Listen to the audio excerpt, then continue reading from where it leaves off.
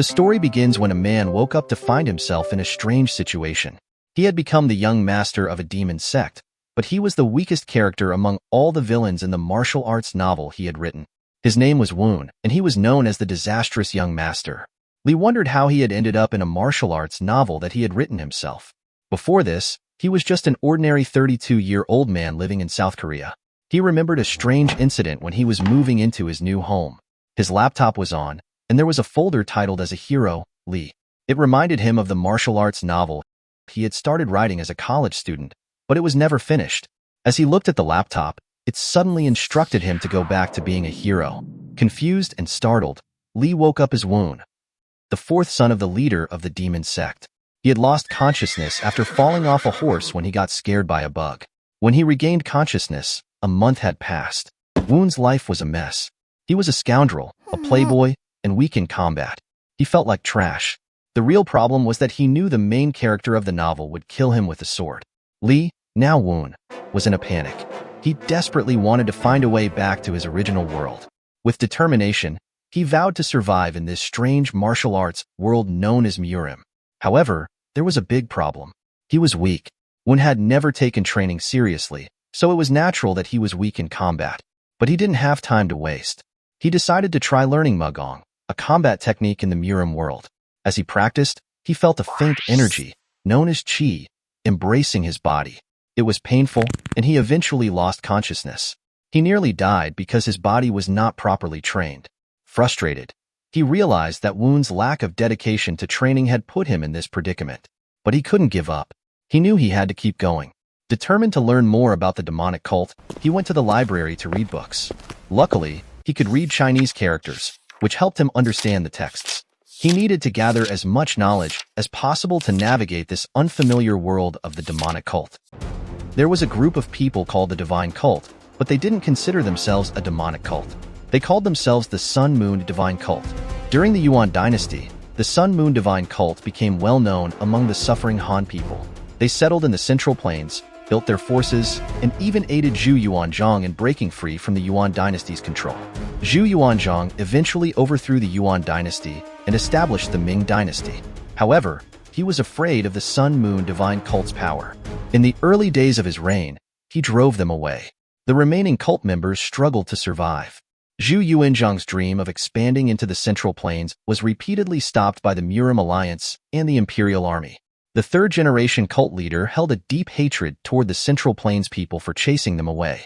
But their attempts to advance into the Central Plains were always thwarted by the Murim Alliance and the Imperial Army. This leader was Moon, the 15th leader of the Sun Moon Divine Cult and the father of Woon. In line with the upcoming Heavenly Demonic Festival, Moon planned to announce his intention to advance into the Central Plains and choose a successor. After the festival, the chosen successor would send a vanguard team to the Central Plains. Woon, who suffered a terrible defeat during the successors contest, joined the vanguard team to make up for his mistake. He went to the Central Plains, mocked the well-known protagonist, but unfortunately died with a single hit. Woon has only 2 years left before the deadly Heavenly Demonic Festival, where the protagonist will kill him. He urgently needs to find a way to escape this fate. One day, Elder Quan is shocked to see Woon writing something in the study. Standing by the door, he worries that Woon might suddenly act like a crazy dog again. To Elder's surprise, Woon smiles brightly. The Elder thought Woon was going insane, as he now speaks so gently. He suddenly remembers how Woon used to treat him harshly before. Woon and Elder Quan sit across from each other.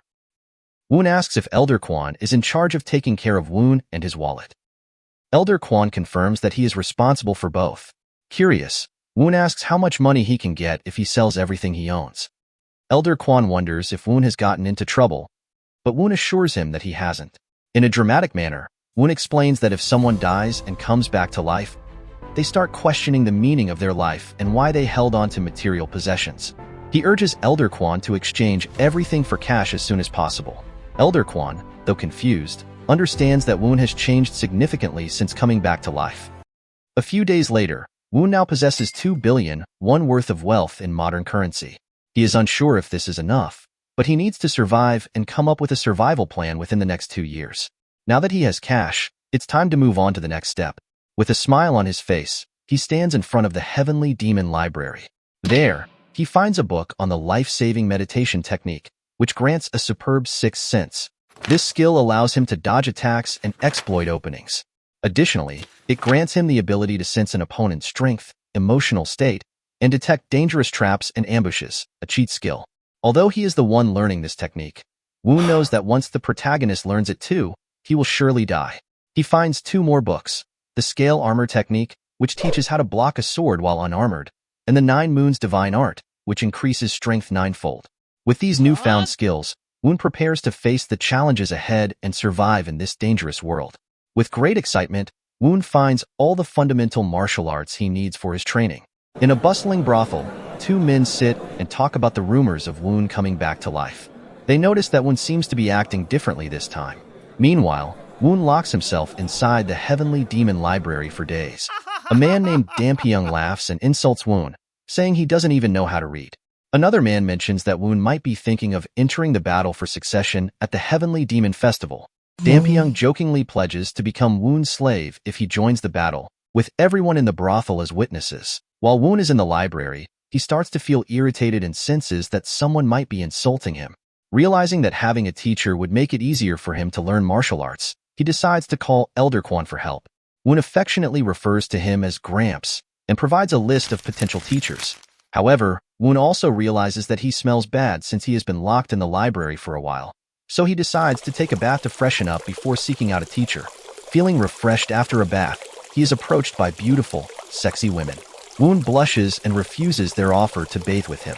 He stands up and exclaims, his jewelry is out, causing a comedic moment. Secretary Jang arrives, confused about why he was summoned to Woon's chamber. Woon respectfully bows and apologizes for calling him there. Jang is surprised by Woon's politeness. Woon explains that he heard Secretary Jang is familiar with a certain martial art and hands him a book titled The Longevity Meditation Method. Woon wants to learn the most detailed instruction manual. Secretary Jang initially refuses to teach Woon, believing he has nothing to offer. However, Woon persuades him, expressing his desire to grow stronger and his concern about the divine cult's focus on quick mastery rather than building a solid foundation. Eventually, Secretary Jang agrees, moved by Woon's enthusiasm. Woon feels guilty about going against the divine cult's ideals, but Secretary Jang tearfully accepts, proud that the 4th young master understands the theory he has put his life into. Jang bows to the ground, deeply touched. Woon calmly tells him to work together in improving the divine cult's martial arts and creating a better future. Secretary Jang willingly dedicates his life to helping Woon. Woon invites Secretary Jang to be his martial arts teacher because he believes Jang will become a genius in the way of a hero and a crucial figure in the war against the Murim Alliance. Later that night, Woon writes, recruitment complete. Jang Muriang. He contemplates his next steps,